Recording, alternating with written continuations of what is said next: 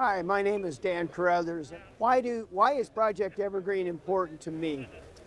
You know, all my career that I have been in, since I graduated from college has basically been in agriculture and specialty chemicals. I grew up on a farm, and so I think for me, I've always had a kind of a strong kind of feel about the industry and what we do. But one of the things that I've always kind of prided myself on is that I called myself an informed environmentalist. And even though we are in the chemical industry, a lot of people might find that a bit of a juxtaposition.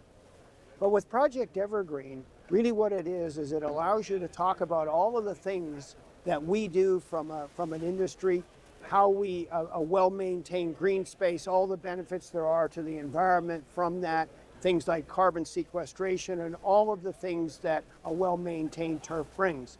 And so when I think about what I've done from a career perspective and how I feel kind of personally about the environment, Project Evergreen is the perfect catalyst for me to be able to be a part of that.